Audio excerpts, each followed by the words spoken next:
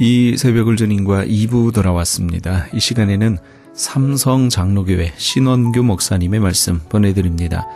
오늘은 출애굽기 3장 15절에서 18절까지의 말씀을 본문으로 나의 그림을 찾자란 제목의 말씀 전해주시겠습니다. 김아무개 목사님도 성탄을 앞에 두고 24일날 이 세상을 떠나신 거죠. 어느 날을 맞이하고 어느 날을 내가 밟는다고 하는 것은 참 중요한 일입니다. 그래서 내일은 하나님이 우리에게 주신 삶으로 받아들여야 돼요. 이게 그리스도인의 삶의 아주 중요한 인정하는 것입니다. 여러분, 2014년 이 한 해는 날수가 365일이에요. 하나님께서 우리에게 주신 삶의 무대입니다. 무대. 여러분, 창세기의 원리를 보면은 하나님께서 모든 만물을 창조하시고 그 무대를 창조해 주시고 그 무대를 누리기 위해서 무대 위에다 사람을 올려놓으셨어요. 그래서 그 사람이, 무대에 올려진 사람이 모든 피조물의 세계의 무대를 활용한 것입니다. 활용해요. 그래서 동물의 이름도 짓고 하면서 하나님이 함께 하심으로, 그래서 하나님과 하나님의 형상대로 지음받은 사람이 활동하는 무대가 피조물의 세계였어요. 무대라는 거죠. 그래서 창세기에 보면은 날수가 있습니다. 밤이 되네, 낮이 되고 또 아침이 되고 날수. 그래서 하루하루 우리에게 주어진 이 모든 삶은 하나님이 우리에게 주신 선물입니다. 무대예요. 그러면 그 하루를 의미 없이 우리가 어떻게 살 수 있겠습니까? 하나님이 우리에게 무대에 올려놓으신다면 무대에서 연출을 해야 되지 않겠습니까? 영화의 한 편도 그렇고 연극의 한 드라마도 그렇고 모든 것이 무대 위에서 주인공이 그 드라마를 엮어가는, 연출을 하는 거죠. 여러분, 그리스도인들은 하루하루 우리에게 주어진 이 삶을 어떻게 연출하며 살 것인가? 그래서 하나님이 주신 그 하루 속에서 나의 그림, 내가 연출을 하는 그 분야를 찾아내는 것입니다. 그래서 나의 그림을 찾자는 거예요.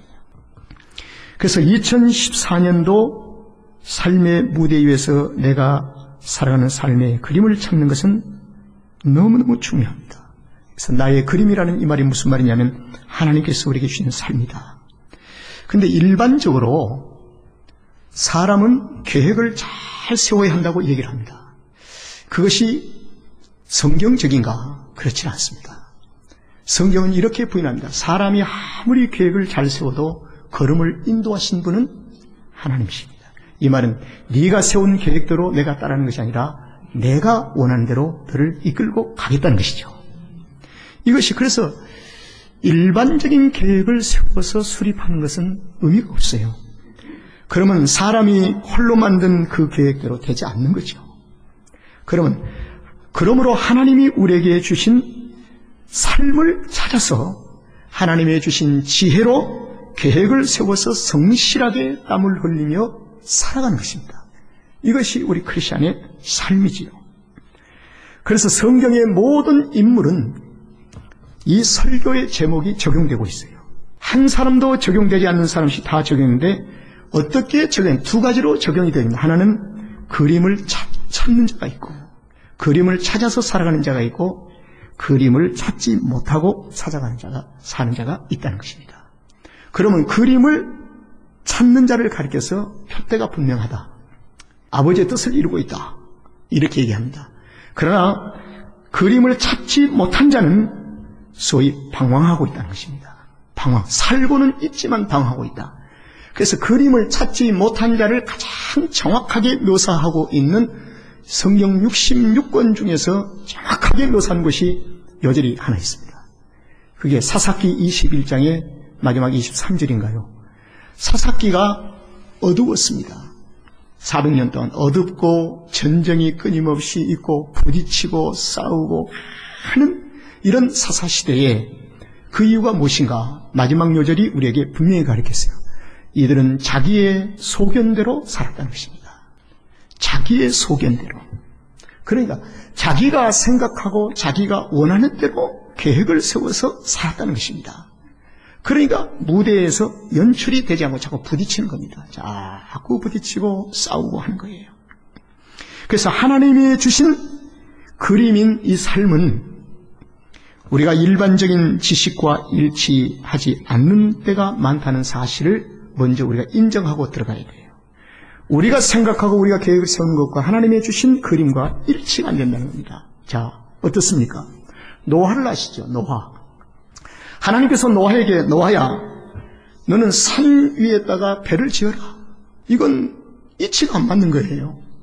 배를 지으려면 어디서 배를 지어야 돼요? 바다에서 배를 지어야 되는데, 그러니까 이치가 맞지를 않는 거예요. 산 위에서 배를 지어라. 그것이 내가 너에게 준 픽처다. 삶이다. 배를 짓는 일이 픽처라는 것이죠.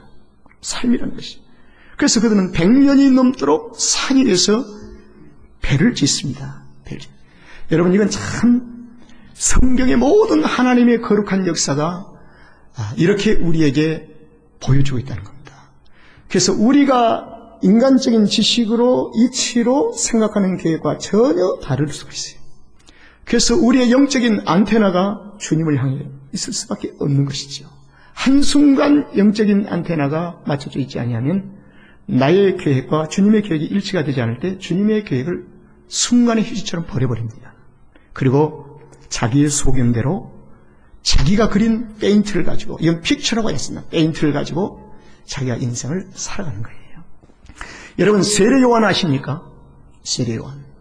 세례 요한은 이스라엘 백성들이 400년 동안 선지자를 기다리며 목말라 했습니다. 우리는 선지자가 없어서 우리의 민족이 갈 바를 모르고 있구나. 기다렸어요. 그런 중에 하나님께서 보내심을 받은 선지자 세례 요한이 왔습니다. 자, 세례 요한은 선지자로서 그렇게 목마르던 백성들에게 와서 그는 세례 요한은 예루살렘의 성에서 많은 제사장들과 서기관들과 유대 종교의 소사이티 안에서 선지자의 사명을 감당해야 할 것인데 세례 요한은 광야로 나가버리고 말았습니다. 이 픽처, 하나님의 뜻이 무엇인가? 광야에 가서 외치고 있어요. 광야에 가서. 이치에 맞지 않잖아요. 우리의 일반적인 상식과는 맞지 않잖아요. 그래서 외치는 자로 살아가고 있습니다. 세례 요한은 하나님이 주신 그림을 잘 찾았습니다. 픽처를 잘 찾은 거죠. 그리고 또 애굽의 고센 땅에 있는 하나님의 이 백성들이 400년 동안 있었는데 하나님은 이들에게 모세를 통해서 이스라엘 백성들의 삶의 그림의 픽처를 보여주십니다. 자, 우리의 이치와 우리의 일반적인 상식이라고 한다면은 애굽의 고센 땅이 기름진 땅이라고 한다면 그곳에 성을 하나님이 쌓으셔서 천군 천사를 보내서 애굽 족속들이 꼼짝 못하도록 하시고 그곳에서 살게 하신 것이 하나님의 일반적인, 우리가 생각하는 일반적인 픽처가 될 수도 있겠죠. 아니면 밑에 좀 내려와서 땅을 따로 분할 받았어요. 그런데 하나님께서는 모세에게 이렇게 얘기합니다. 홍해를 건너고 광야를 지나고 헷족속과 히브리와 아모리와 보리스와 여부스 가나안 족속들이 오랫동안 둥지를 들고 살고 있는 저 가나안 땅에 가서 그들을 쫓아내고 그 가나안 땅에서 생애를 살아가는 것입니다. 삶을 살아가는 거예요. 여러분, 이건 도무지 아무리 생각해봐도 이치에 맞지 않는 하나님의 픽처였습니다. 제가 이 말씀을 드리는 이유는 그리스도인들은 전적으로 하나님의 픽처를 찾지 아니하면 결코 우리는 방황할 수밖에 없다는 것입니다. 그래서 하나님의 이 픽처를 찾기 위해서 우리는 부단한 노력을 합니다. 여러분, 사도행전 10장의 말씀을 보면 욥바에 있는 이 베드로가 낮 12시가 되어서 기도를 합니다. 그런데 환상이 펼쳐지면서 하늘이 확 열리고 한 그릇이 내려와요. 그릇이 내려온 것을 보는데 그 그릇에 네 기탱의 보자기처럼 보자기를 쌌습니다. 그 안에는 땅에 있는 각색과 네 발을 가진 짐승과 기는 것과 공중에 나는 독수리 같은 것들이 꽉 차 있습니다. 그 보자기 안에 있는 이 모든 짐승들은 유대 종교의 레이기서에 보면은 부정한 것이기 때문에 제사를 드릴 수도 없고 잡아먹을 수도 없는 것입니다. 이 말은 가까이 할 수다. 이것은 이방인들을 가리키고 있어요. 더럽혀진 사마리아인들을 가리키고 이방인들을 가리켜요.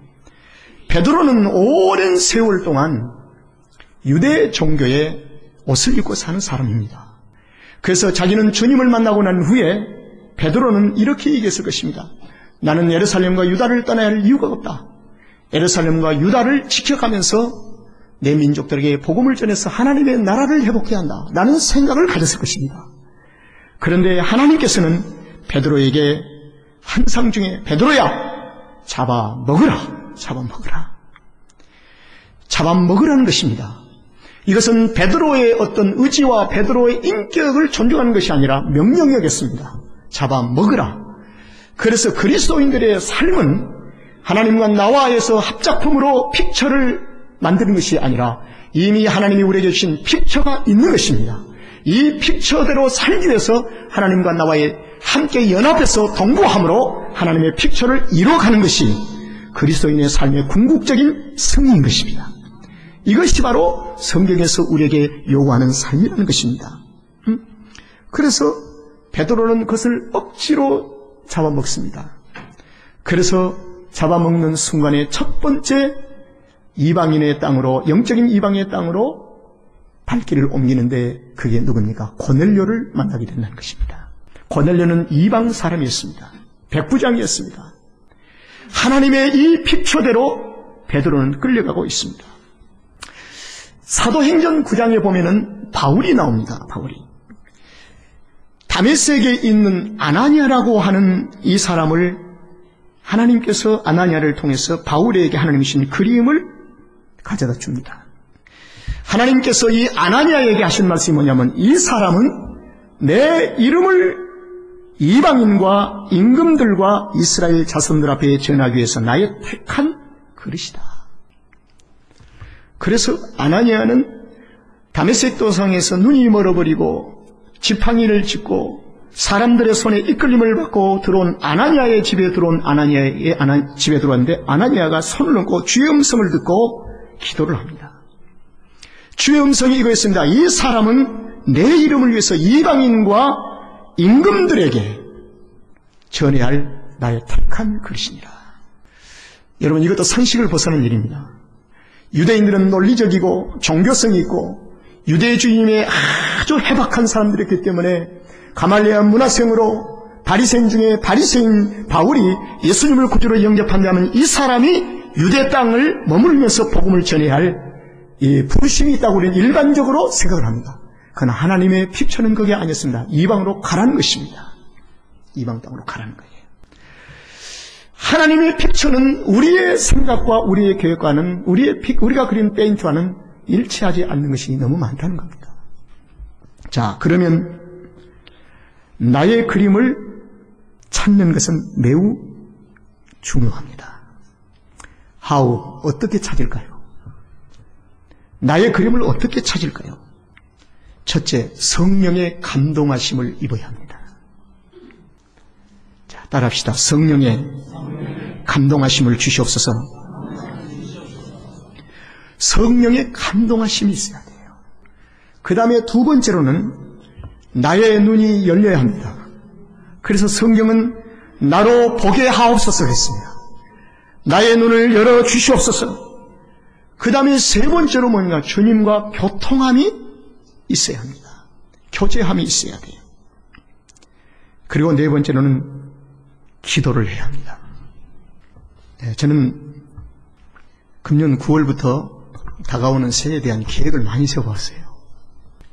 그런데 계획을 많이 세웠는데 갑자기 그 계획에 대한 의미가 없어지는 거예요. 그래서 제가 처음부터 다시 물었습니다. 주님, 2014년도에 신원규에게 주시고자 하는 픽처가 있습니까 없습니까? 이것부터 물었어요. 만약에 없다면 어떻게 되겠어요? 하나님이 데려가시기로 작정해보는 거죠. 모든 그리스도인들의 인생에는 내일에 대한 픽처가, 주님께서 그려주신 픽처가 우리에게 계획되어 있을 때 내가 이 땅의 삶에 산다는 목적이 있는 것입니다. 저는 그것을 전혀 생각지를 않고 계획을 많이 세웠어요. 그래서 오늘 제가 일부 예배에도 그런 얘기를 했습니다. 노인들이 많으시니까 당신들을 향하신 하나님의 계획이 내년에도 있음을 찾아야 합니다. 만약에 그 계획이 없다면, 하늘에서 계획이 없다면 내년의 삶을 우리에게 하나님이 주시지 않을 겁니다. 왜? 눈물도 고통도 없는 천국으로 우리의 영혼을 빨리 끌어가실 것입니다. 연령이 많고 적고를 떠나서 하나님 그래서 물었습니다. 하나님, 나의 픽처가 있습니까? 좀 보여주십시오. 그래서 픽처를 보여줬어요. 픽처. 저와 여러분은 2014년도에 하나님이 이미 예배해 놓으신 픽처가 있습니다. 있습니다. 없으면 의미가 없어요. 픽처가 없는데 어떻게 살 이유가 있습니까? 하나님의 픽처가 있는 거예요. 그래서 하나님의 주신 픽처를 받고 계획을 구체화시키면서 내년에는 30년 동안 같이 한 성도들과 함께, 지금 있는 성도들과 함께 교회 책을 좀 하나 내야 되겠다, 이런 생각을 했어요. 그래서 그것도 하나님이 물었어요. 주께서 좋아하세요. 진짜 좋아하세요. 그런데 이 책을 내려고 하면 작가가 필요하잖아요. 내가 아무리 원고를 쓰다가 갖다 줘도 그 출판사에서 받지, 제가 몰랐어요. 이번에 물어보니까 출판사도 레벨에 1등 가는 출판사를 해서 책을 내야 한국의 서점에 들어가면 잘 보이는 코너에다 놓고, 이름이 없는 출판사의 책은 보이지 않는, 사람이 1년 가도 별로 찾아가는 것 같다 책을 꼬아놓는데요. 그래서 작가를 잘 만나야 된대요. 작가를. 이제 그렇게 기도하고 있는 중에 하나님의 은혜로 KBS에서 현장에서 모든 드라마를 지금 하고 있는 작가를 하나님 만나게 하셨어요. 근데 이 작가는 글을 아무나 쓰질 않는데요. 돈 많이 그게 중요한 게 아니에요. 여러분 한번 들어가보세요. 이소연 작가라고 아주 유명한 작가예요. 이분이 크리스찬인데, 이분이 마지막 글을 정서해서 원고를 넘겨주면 1등 출판사에서 가져간대요. 책을 낸다고. 그런데 제가 그분에게 메일을 보냈습니다. 내가 내놓을 것도 없습니다. 그러나 한 가지, 저는 그 책의 제목을 이미 정했습니다. 그게 뭡니까? 그래서 성공해서 실패로. 목사님 어떻게 그런 제목이 나옵니까? 요즘 실패해서 성공으로 하는 책들이 잘 팔려나갔다가 요즘은 뚝 끊겨버리고 말았대요. 의미가 없대요. 그런데 굉장히 역설적인데 의미에서 그건 실패 속에 뭐가 있습니까? 그래서 제가 그런 얘기를 했어요. 실패 속에 눈에 보이는 큰 것은 잃어버렸다 할지라도 내적인 재산이고 내적인 행복과 자유함과 만족함과 큰 것을 성도들과 함께, 이러이러한 성도들과 함께 나눴습니다. 그래서 그는 실패지만 이것은 진정한 삶의 성공이고 질이 있습니다. 이민생활이 한 30년 동안 그런 것을 함께 나누면 정말 보람이 있겠습니다. 하겠습니다. 여러분, 하나님의 은혜죠. 저는 나의 그림이 무엇인가? 하나님께서 주어진 그림을 찾는 데는 성령의 감동하심이 있어야 되고, 그리고 주님과 교통이 있어야 되고, 기도를 해야 되고, 이런 많은 영적인 교제가 있어야 되지만, 그럼 그림을 찾으면 어떻게 할 것인가? 흔들리지 말아야 합니다. 그림을 찾는 자는 절대로 흔들리지 말아야 돼요. 이 그림은 하나님의 그림이고 약속이기 때문에 많은 마이키즈를 하고 프리칭 미니스터리 사역을 하려고 하면은 우리 작은 교회라도 교회 안에 성도들의 의견이 있어요. 제가 목회하면서 가장 힘들었던 얘기가 있어요. 힘든 얘기가 있어요. 그게 뭐냐? 그러나 양들이기 때문에 그 신앙의 분량에서 하는 거기 때문에 감싸 안고 가는 겁니다. 사랑스럽죠. 나중에 훗날에 목사님이 우리 교회도 보아야 할 것이 많은데 왜 선교지 그렇게 갖다 주고 야단합니까? 이 말은 하나님의 픽처를 무시하는 것입니다. 정말 감사합니다.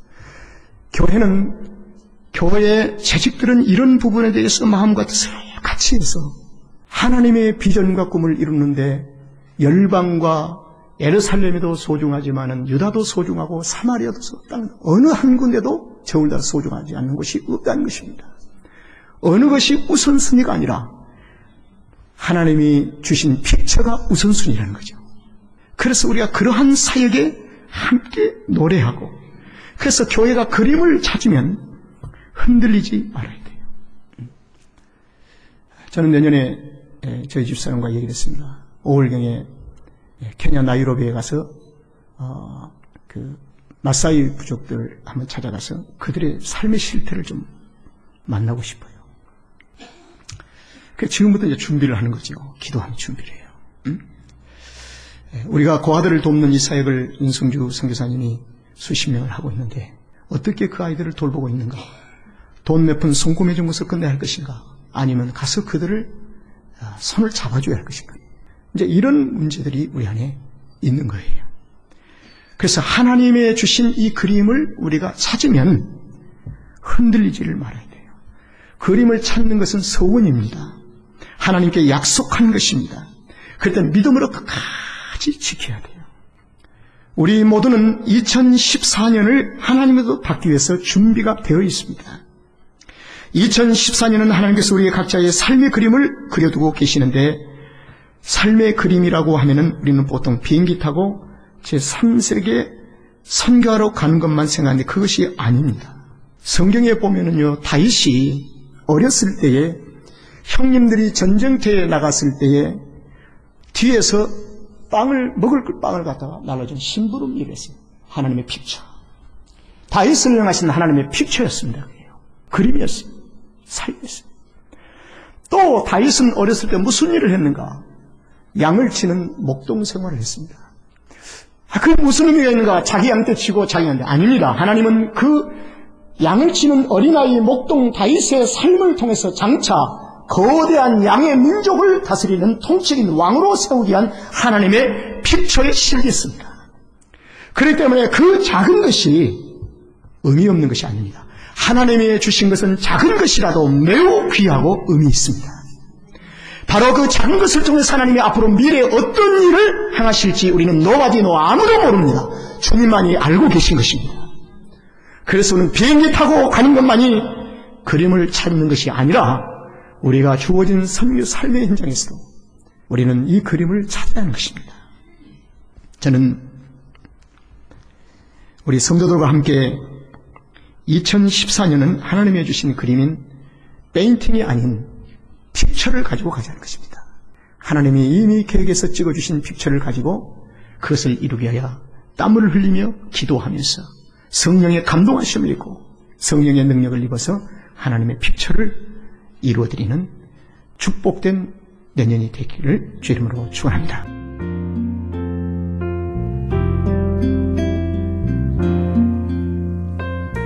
지금까지 삼성장로교회 신원교 목사님께서 나의 그림을 찾자란 제목의 말씀 전해주셨습니다. 삼성장로교회는 501 사우스 아이다호 스트리트 라하브라에 위치하고 있습니다. 신앙상담이나 교회에 대해서 좀 더 자세히 알기 원하시는 분은 전화 562-690-9800 562지역 690-9800 삼성장로교회로 연락 주시기 바랍니다.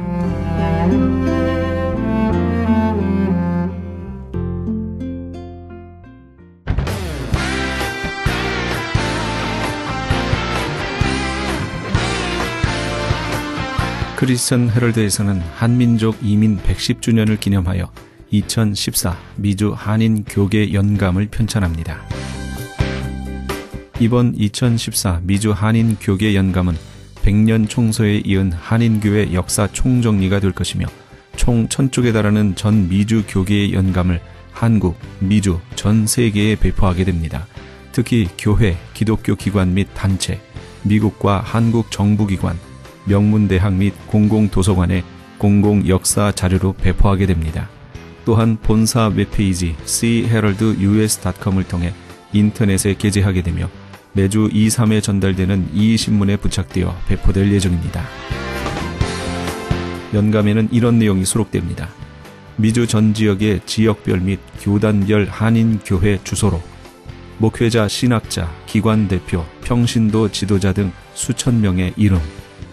이민교회 중 역사성과 선교, 성장, 연합운동, 2세 사역에 뛰어난 300대 교회 연역과 화보 및 소개. 각 지역별 추천이나 후원받은 100여 개 단체와 교회 소개. 교단, 교협, 교계단체의 연혁. 한국 교계의 대표적 기관 및 교단, 교회 소개 등이 수록되어 다음 세대까지 이어져 보존될 연도별 역사 기록이 될 것입니다. 지난 2005년에 편찬 발간된 한인 이민 100년사에 이어 본사 창간 36주년과 한인 이민 110주년 기념 사업으로 편찬 진행 중인 2014 미주 한인 교계 연감은 전 미주 지역에서 한인 이민 공동체가 이끌어온 역사를 짚어보며 하나님의 섭리와 축복에 감사하며 이민 교회의 미래를 소망하는 역사의 기록이 될 것입니다. 이번 2014 미주 한인 교계 연감 편찬에 함께하기를 소망하시는 교회나 단체는 크리스찬 헤럴드 213-353-0777 213지역 353-0777번으로 문의해 주시기 바랍니다. 지금 여러분께서는 AM 1650과 인터넷을 통해 미 전역과 전 세계에서, 하와이에서는 AM 1540으로 방송되는 크리스찬 헤럴드의 이 새벽을 주님과 2부 함께하고 계십니다. 방송 시간과 설교 편성표는 크리스찬 헤럴드 신문 주간 편성표나 홈페이지 cheraldus.com에서 확인하실 수 있습니다. 계속해서 남서울중앙교회 피종진 목사님의 말씀 보내드립니다. 오늘은 사무엘상 7장 10절에서 17절까지의 말씀을 본문으로 도우시는 하나님이란 제목의 말씀 전해주시겠습니다. 아무리 큰 보석, 목에, 귀에, 손가락에, 부르치에 그거 가지고 있어도 거기 한번 들어가 보면 그게 전부 다 샘플같이 보입니다. 그래서 어떤 사람은 그거 하나 팔고 평생을 하루 한 번씩 입장권 남으니까 그거 가지고 내 거다 생각하고 잘 있었냐 하고 한 바퀴 돌고 내일 또 올게 그러면서 아예 그렇게 자기 거라 생각하고 매일 가서 보니까 그렇게 사는 사람도 있다고 합니다. 아무튼 우리는 이제 보내고 맞이하는 길목에서 슬펐고 괴로웠던 거, 하나님 앞에 불순종했던 거, 사람 앞에 좋은 관계, 인맥을 갖지 못했던 거 다 잊어버리고 좋은 것만 이제 취하고 희망의 힘찬 2014년도를 맞이하고 전진하는 준비가 된 여러분 되기를 주의 이름으로 축복합니다. 오늘 이 사무엘상 7장 이하의 이 말씀은 여러분들이 잘 아는 대로 이스라엘 백성을 무척 괴롭혔던 블레셋 사람들이 있었습니다. 농사 지놓으면 가져가고 짐승 길러놓으면 잡아먹고 또 저들의 모든 모아놓은 재물들을 다 약탈해가고 사람들도 죽이고 평화를 깨뜨리고 이스라엘 백성들이 견딜 수가 없어서 하나님 앞에 도움을 구했습니다. 사실 우리 하나님은 도우시는 하나님이십니다. 믿습니까? 그래서 시편 기자는 33편 20절에 보면은 우리 영혼이 여호와를 바라며 따라합시다. 그는 우리의 도움과 방패시로다. 할렐루야. 우리가 여호와를 바라야 된다. 왜? 그는 우리의 도우심과 방패시다. 방패시다. 할렐루야. 우리 성가대 찬양 큰 환난과 모든 위험중에도 지켜주시는 하나님을 찬양했습니다. 내 주는 평안성이요 방패와 병기 되신다. 그대로 정말 하나님은 우리의 도우심이 됩니다. 그래서 이스라엘 백성들은 자기들의 무력, 군사력 그리고 모든 인력을 다 동원해도 도저히 블레셋 사람을 이길 수가 없었습니다. 싸우면 패전하고 접전하면 전사당하고 포로로 당하고 그래서 이 분들이 드디어 도우시는 하나님을 찾기 시작했습니다. 하나님은 저들을 도와서 여기 본문에 기록된 내용대로 사무엘이 사는 동안 한 번도 저들이 침범하지 못하고 평안하게 평안한 세월이 흘러갔습니다. 그뿐 아니라 이스라엘 나라의 근처에 있는 모든 주변도 평화가 이루어진 것을 볼 수가 있습니다. 오늘 그래서 도우시는 하나님, 따라합시다. 도우시는 하나님. 그 하나님은 누구의 도우심입니까? 저 사람, 그 사람, 요 사람입니까? 바로 나의 도우심. 자, 누구의 도우심? 자, 동작도 해보세요. 누구의 도우심? 네, 똑똑하시게 보입니다. 나의 도움이에요. 여호와는 바로 나의 도우심입니다. 그래서 하나님이 그들을 도우심으로 다시 승리를 하게 되었습니다. 언제 어떻게 어떤 사람에게 하나님이 도와주시느냐? 본문에서 뚜렷이 세 가지를 나타냈습니다. 이스라엘 백성이 어려움이 있을 때 사무엘 선지에게 가서 요청했습니다. 사무엘상 7장 8절을 본문을 같이 한번 읽어보십시다. 사무엘상 7장 8절. 이스라엘 자손이 시작. 이스라엘 자손이 사무엘에게 이르되 당신은 우리를 위하여 우리 하나님 여호와께 쉬지 말고 부르짖어 우리를 블레셋 사람의 손에서 구원하시게 하소서 하니 아멘. 너무너무 다른 방법 수단 다 해도 안 되니까 온 백성이 사무엘에게 호소했습니다. 당신은 우리를 위하여 여호와께 쉬지 말고 기도해 주세요. 블레셋 사람에서 건져 보호를 받도록 기도해 주세요. 그래서 요청을 했습니다. 그래서 사무엘은 사무엘상 7장 5절에 보면은 사무엘이 이르되 온 이스라엘은 미스바로 모이라. 내가 너희를 위하여 여호와께 기도하리라. 아멘. 하나님은 기도하는 그 사람들을 도와주시는 것입니다. 하나님이 다 지켜보고 계셨습니다. 블레셋 사람 하나님의 선민을 괴롭히는 것도 다 보고 계셨습니다. 그런데 언제 하나님의 손이 이스라엘 백성을 보호하기 시작했습니까? 하나님께 부르짖을 때 보호를 베풀었습니다. 여러분들이 어려움이 많은 세상에 삽니다. 죽을 고비들도 수없이 겪었고 알지 못하는 가운데도 얼마나 많은 위험들이 여러분과 저에게 스쳐갔는지도 모릅니다. 그러나 하나님은 여기까지 우리를 지켜주고 살려주고 보호해주고 우리를 축복해 주셨습니다.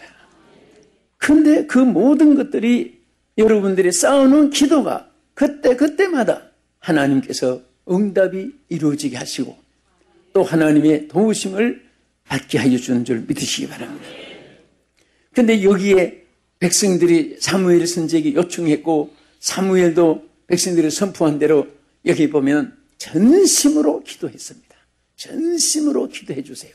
우리는 기도할 때 구렁이 담 넘어가는 식으로 슬쩍 처삼촌 밭갈이 하듯이 그냥 자기 밭도 힘들면 슬슬할 때인데 그 삼촌 밭에 무슨 관심이 있어가지고 큰 풀 다 뽑아주겠습니까? 그는 슬쩍 지나갈지 몰라요. 그런 식으로 기도는 해서는 안 된다 그거예요. 전심이라는 것은 온 마음을 마치 렌즈가 초점을 맞추듯이 그 화살을 쏠 때 관역의 중심을 맞추듯이 우리는 전심을 한 마음을 모아가지고 하나님께 기도하는 일에 여기에 표현을 한 것입니다. 하나님께서는 이렇게 기도하는 사람은 절대로 외면하지 않습니다. 처음 믿은 분들이나 오래 신앙생활 한 분들이나 직분 유하를 막론하고 누구든지 여호와께 전심으로 기도하는 사람 귀를 기울여 주시고 얼굴을 향하여 주시고 눈을 떠나지 않고 그 손길이 움직여 주시는 것입니다. 또 여기 보면 금식하면서 기도했다고 했습니다. 여러분 금식이라는 것은 정말 일사하고 순교의 그런 마음을 갖지 않으면 생명을 내댄 기도를 할 수 없습니다. 죽으면 죽으리다 하는 마음 가지고 모든 육신의 전폐 좋아하는 거 맛있는 거 이목구비에 미각에 시각에 청각에 그 아름다운 거 다 제쳐놓고 오직 하나님 향하여 마음을 모두어서 기도할 때 하나님 보좌가 움직여지는 줄로 믿으시기 바랍니다. 그래서 그 금식하며 하나님께 기도했는데 하나님의 도우심이 하나님께로부터 그들에게 임하기 시작했습니다. 그리고 또 기도가 합심으로 드린 기도, 사무엘만 기도하는 것이 아니라 온 백성이 미스바에 모여서 함께 기도했습니다. 촛불이 하나 있을 때하고 여러 개 있는 거하고 다릅니다. 장작불이 하나 불이 붙어 있을 때하고 장작이 한 1000개, 10,000개가 있을 때 그 화력의 힘은 엄청나게 크게 나타납니다. 기도하는 나라는 성하고, 기도하는 가정 하나님의 도우심이 함께하고, 기도하는 교회는 반드시 합력하여 선을 이루게 하는 줄 믿으시기 바랍니다. 고난도 유익이 되는 것입니다. 실패도 성공으로 더 지름길이 되는 것입니다. 아픔이 더 기쁨으로 바꿔질 수 있는 것입니다. 오히려 하나님께서 이스라엘 백성에게 은혜와 도움을 베풀기 위해서 이스라엘 백성들이 막 하나님께 부르시자 하는데 오히려 블레셋이 쳐들어와가지고 이스라엘을 점령해 버렸습니다. 어떻게 기도를 하는데 하나님을 찾는데 왜 이렇게 되냐? 그런데 하나님 앞에 합심으로 더 계속 하나님은 기도를 시켰는데 한순간에 하나님이 어떤 역사를 나타내느냐? 우레를 막 내리기 시작했습니다. 우레를 발하여서 막 천지가 진노하고 그 온 환경이 온통 인간들이 걷잡을 수 없는 그런 환경으로 만들어 놓고 그때 이 본문에 뭐라고 있습니까? 블레셋 사람의 간 어지럽게 만들었습니다. 막 어지럽게 만들고 간남이 서늘하게 만들었습니다. 하나님의 능력은 내리막으로 가다가 오르막이 있습니다. 오르막이 올라가는 일이 높을수록 내려갈 때는 아주 신나게 내려가는 것입니다. 우리가 중학교 때 할 때 자전차 학교 등교를 한 일이 있었습니다. 학생들이 전부 자전차를 이제 타고 합니다. 가는데 그 오르막이 있고 내려막이 있습니다. 도로가. 근데 오르막이 올라갈 때는 막 엉덩이 발로 떠가지고 발로 막 밟으면서 올라가는데 내리막에는 딱 앉아가지고 이제 손을 놓고 서로 잘 타는 모습 나타내려고 또 어린 마음에 이 학생들이 있으면 막 손 들고 막 하고 밟고 간 기억이 나요. 지금 생각하니까 우습기도 하고 그렇습니다. 부끄럽기도 하고. 그런데 정말 오르막이 높을수록 내려갈 때는 그렇게 또 쉽고 그렇게 기분이 좋고 우리도 마찬가지입니다. 인생살이가 험한 길이 있을 때 오르막만 있는 것이 아닙니다. 또 쉽게 아주 평탄하게 내려갈 수 있고 또 고난만 있는 것이 아니라 고난 뒤에 큰 영광이 축복이 함께하는 줄 믿으시기 바랍니다. 그래서 하나님은 우리가 길 갈 때도 오른발 왼발 오른발 왼발 이게 장단이 맞춰지듯이 좋은 일 기쁜 일 좋은 일 슬픈 일 기쁜 일 괴로운 일 막 자꾸 이렇게 병행해서 인생을 살아가게 만듭니다. 이스라엘 백성들을 그렇게 이끌어 주셨습니다. 가나안 땅에서 애굽에서 발간 들어서 가나안 땅으로 옮겨줬으면 얼마나 좋았겠습니까? 홍해를 육지같이 갈라주시는 하나님의 무슨 역사가 없겠습니까? 그러나 저들이 광야를 통과하게 한 것은 저들을 낮추시고 겸손하게 해서 가나안의 축복을 감당하게 하기 위해서였습니다. 그런데 우리도 마찬가지입니다. 1년 52주 살아오면서 정말 가슴치고 남모르는 눈물을 흘릴 때도 있을 것이고 기뻐서 하나님께 할렐루야 감사합니다 아멘 믿습니다 하고 정말 춤을 추며 찬양하고 싶은 그럴 때도 한두 번이 아니었고 이것이 지나놓고 보면 우리에게 수리바퀴처럼 이렇게 병행해 왔습니다. 기도만 있다면 모든 것이 합력하여 하나님은 선을 이루게 하시는 줄 믿으시기 바랍니다. 그래서 하나님 앞에 이렇게 겸식하며 회개하며 부르짖고 간절히 기도했을 때 하나님 그들을 도와주시기 시작했습니다. 둘째는 어떤 사람을 도와주시냐? 언제 이스라엘 백성을 하나님 도와주셨습니까? 여기 보면 사무엘상 7장 3절에 이렇게 기록했습니다. 여기 자 우리 다 같이 한번 읽겠습니다. 시작. 사무엘이 이스라엘 온 족속에게 말하여 이르되 만일 너희가 전심으로 여호와께 돌아오리거든 이방신과 아스롯 너희 중에서 제거하고 너희 마음을 여호와께로 향하여 그만 섬기라. 그리하면 너희를 블레셋 사람의 손에서 건져내시리라. 할렐루야. 하나님께서는 반드시 여기에 다 이방신을 버리고 아스다롯을 버리고 전심으로 여호와께 나오면 너희를 도와준다. 하나님께서는 여러분들이 세상과 하나님을 겸하여 섬길 수가 없습니다. 우리는 이 세상은 우리가 하나의 이용물이지 섬기는 대상은 아닙니다. 오직 섬기실 분은 하나님 한 분이십니다. 할렐루야. 이 세상에 그 어떤 것도 섬기를 대상이 아니고 우리를 구원의 대상은 아닙니다. 우리가 함께 하고 함께 사랑하고 함께 도와줄 대상이고 그런 것이지 우리가 오직 하나님 한 분을 섬기게 되면 하나님께로부터 도우심이 우리에게 오게 됩니다. 왜 이스라엘 백성이 이방인들에게 사로잡히고 이방인들에게 약탈을 당하고 이방인들에게 죽임을 당하고 고통을 당했습니까? 그들이 하나님을 섬기지 않고 이방신을 섬기고 아스다롯을 섬기고 자기들을 중심으로 살아가니까 그때마다 하나님의 축복이 제거되는 거예요. 여러분, 신앙생활은 절대로 무슨 기하함수 풀어나가듯이 미적분 풀어나가듯이 삼각함수 풀어나가듯이 화학 원리 H2O 전원수 반환복 학교 다닐 때 그런 거 얼마나 우리가 머리에서 공부했어요.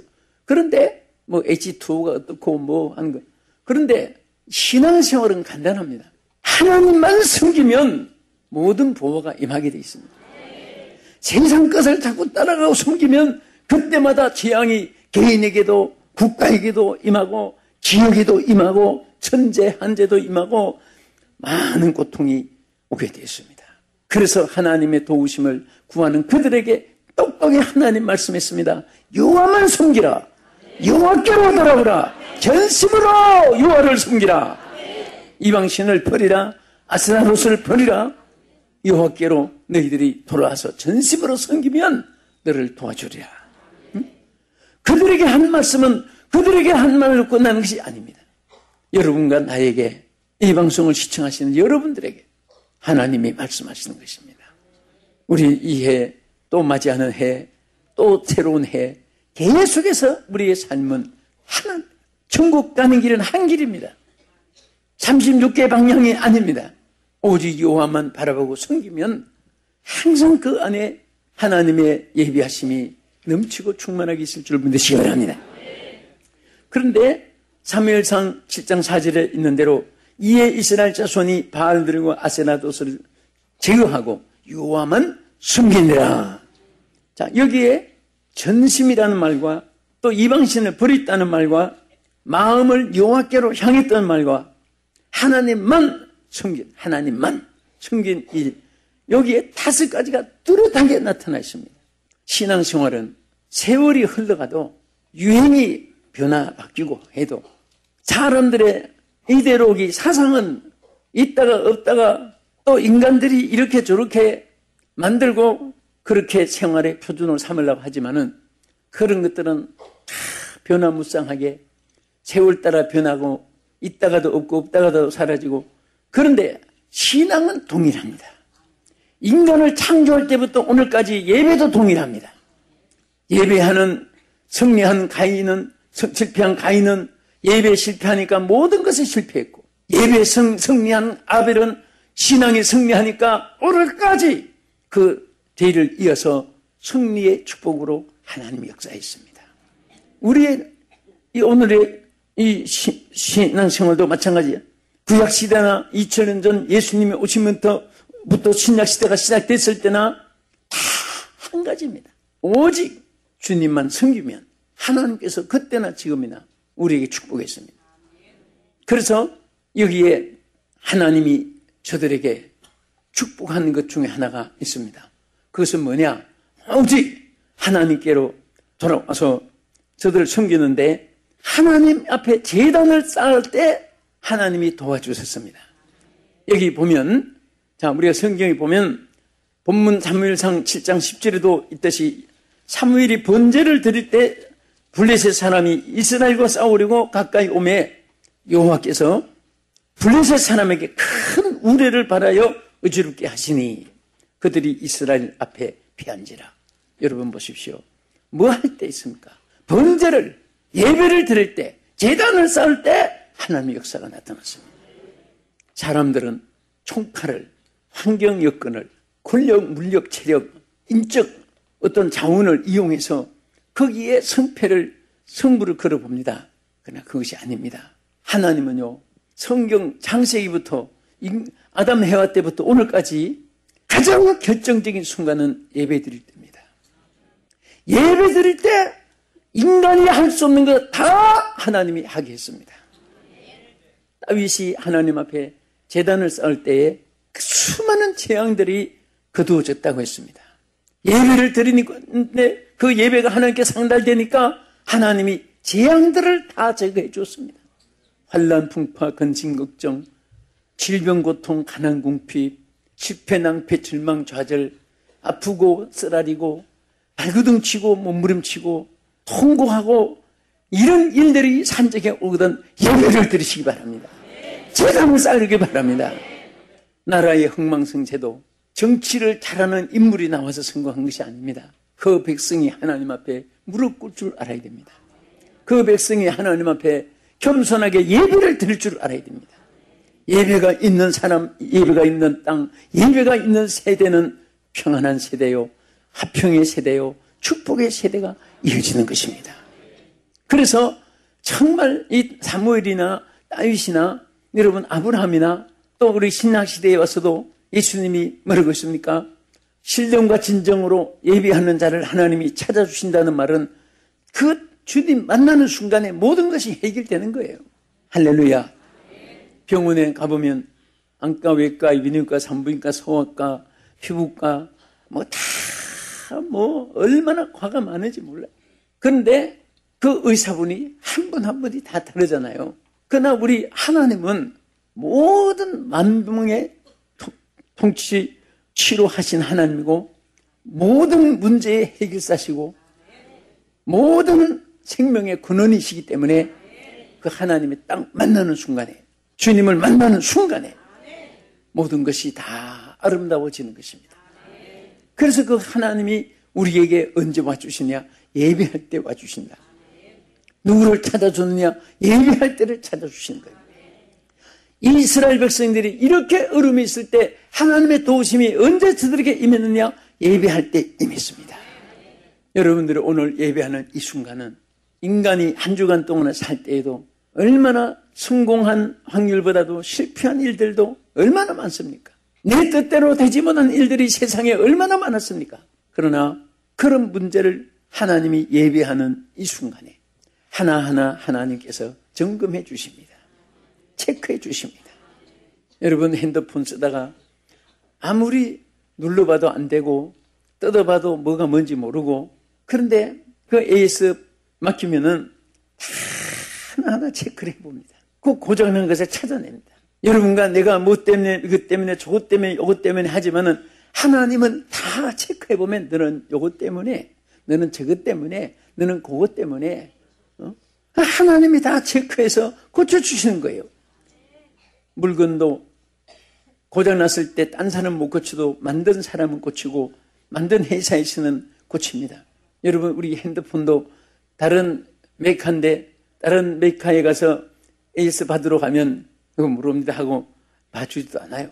만든 회사 거기에서는 하나하나 다 부수까지 바꿔주기도 하고 그런데 우리 하나님은 만드신 하나님이십니다. 여러분과 저를 지으신 하나님이에요.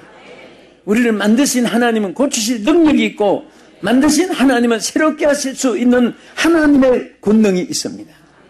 우리 그 하나님 앞에 정말 우리 평생 사는 동안 주님께 오늘 이 사무엘 시대의 도움을 받으셨듯이 첫째는 부르짖는 기도가 계속해야 됩니다. 어떤 분은 1월 1일, 2일, 3일 시큰 부르짖고 1년을 울고 먹으려고 합니다.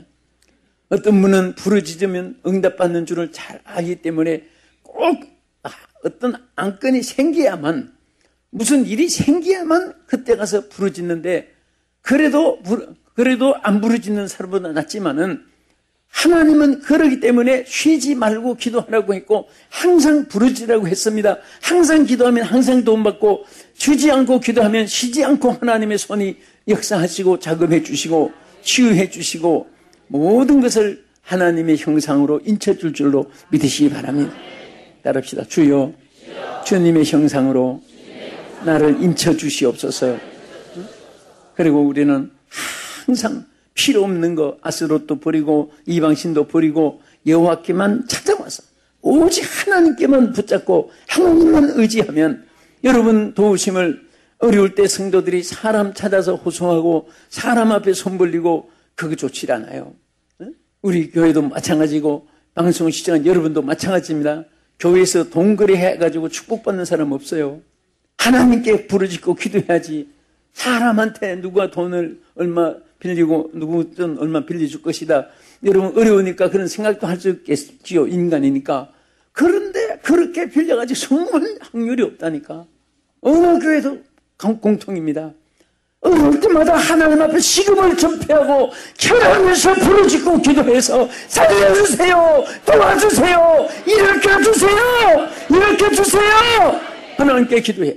하나님께 기도할 때 하나님이 역사해 주시지, 사람의 힘이라는 것은 조금 돕고 멸치는 많이 받게 하는 거예요.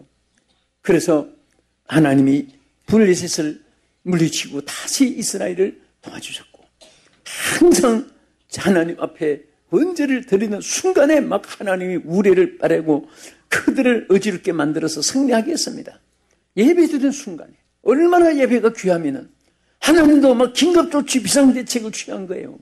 예배 드리고 나서 나중에도 역사하는 하나님인데 이스라엘 백성은 막 얼마나 급했는지 번제를 드리는 순간에 하나님의 역사가 블레셋에게 막 나타나서 그들을 어지럽게 만들고 물리쳐 주셨습니다.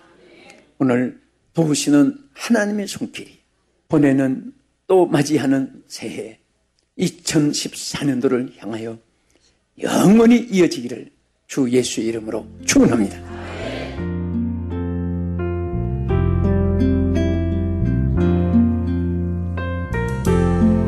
지금까지 남서울중앙교회 피종진 목사님께서 도우시는 하나님이란 제목으로 말씀 전해주셨습니다.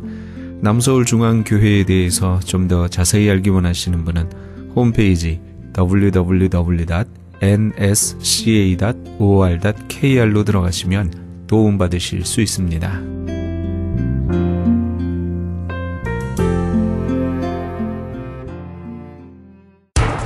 기적의 영양제 M3를 아십니까? 무슨 병에 걸렸던지 큰 효과를 준다는 그 신비한 기적의 영양제. 혈액에 영양을 공급하여 힘이 생기니까 피곤하지 않고 이제는 지팡이 없이 걸을 수 있다고 많은 분들이 간증을 합니다. 혈액 해독, 기력 회복, 뼈 골수 영양 공급, 심장, 뇌, 혈전 용해. 유태인 회사가 제조한 특수 영양제 M3. 혈액순환을 잘 되게 하는 최고급 영양제. M3. 크던 작던 아픈 곳이 있다면 M3. 213-435-9600, 213-435-9600번입니다. 정직한 마음으로 권해드립니다.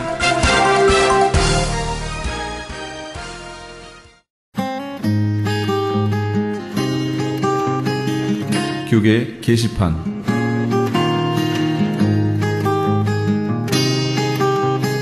크리스천 헤럴드에서는 본사 창간 36주년과 한민족 이민 110주년을 기념하여 2014 미주 한인 교계 연감을 편찬합니다.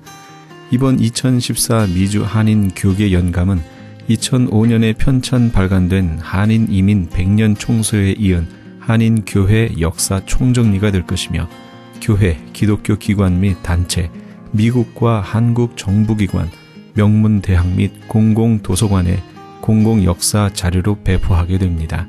2014 미주 한인 교계 연감은 전 미주 지역에서 한인 이민 공동체가 이끌어온 역사를 짚어보며 하나님의 섭리와 축복에 감사하며 이민교회의 미래를 소망하는 역사의 기록이 될 것입니다.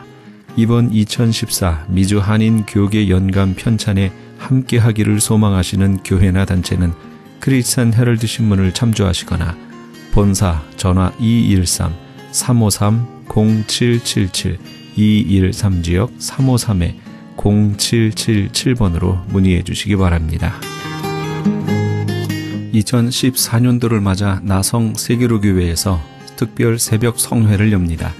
7일 화요일은 꿈이 있는 교회 박만순 목사가, 8일 수요일은 큰 비의 소리란 제목으로 문재성 목사, 9일 목요일은 알려드리라 란 제목으로 김동원 목사가, 10일 금요일은 십자가로 돌아가자 란 제목으로 이석춘 목사가, 11일 토요일은 파수꾼의 사명이 필요합니다 란 제목으로 백동흠 목사가 각각 말씀을 증거합니다. 새벽 이슬처럼 내리는 하나님의 은혜와 축복을 넘치도록 체험하시는 이번 2014 새벽 성회가 되시기를 바랍니다. 시간은 새벽 오전 5시 30분이며 나성 세계로교회의 위치는 삼가와 호버트가 만나는 곳 남동쪽 코너에 있습니다. 주소는 LA 300 사우스 호버트 블루버드입니다. 좀 더 자세한 사항은 213-219-9229 213지역 219-9229번으로 문의하시기 바랍니다. 제1회 사랑의 의료 선교 봉사 및 제10차 멕시코 사랑의 담요 보내기 운동을 합니다. 사랑의 담요 보내기는 뉴호프 교도소 선교회에서, 사랑의 의료 선교 봉사는 미주 기독 의료 선교 협의회와 베델 한인교회 의료 선교팀에서 각각 주관합니다. 추운 겨울 한 사람의 선한 사마리아인이 되어 멕시코 교도소의 재수자들에게 사랑의 손길을 펼치는 이 귀한 사역에 동참하기 원하시는 분은 전화 213-675-7575 213지역 675-7575번이나 크리스찬 헤럴드 신문을 참조하시기 바랍니다. 교계 게시판에 대한 좀 더 자세한 사항은 크리스찬 헤럴드 신문 교계 소식란을 참조하시기 바랍니다.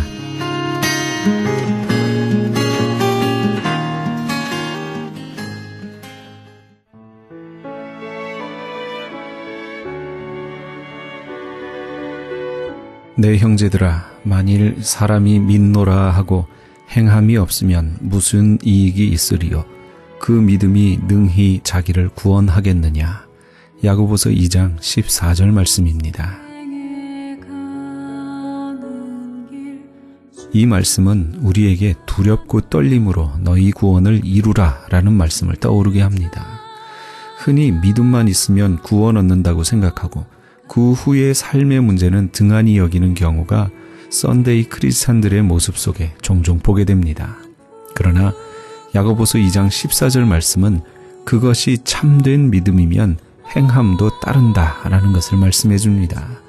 여기서 말하는 믿음은 내 방식의 믿음이 아니라 하나님께서 말씀하시는 것에 대한 믿음입니다. 자신이 원하는 대로 살면서 자신은 구원받았다고 생각하면 나중에 주님 앞에 가서 내가 주의 이름으로 이것도 하고 저것도 하고 하지 않았습니까? 라고 항변하게 될 겁니다.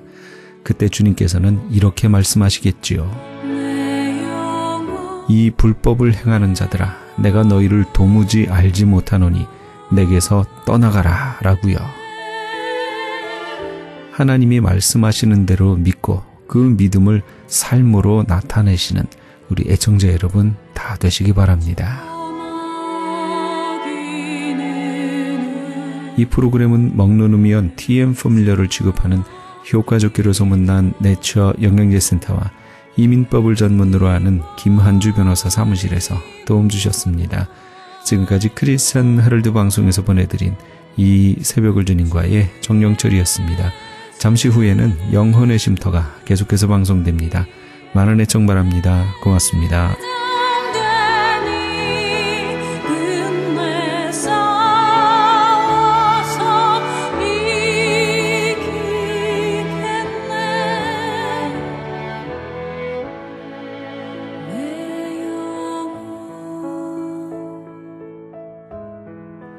평안해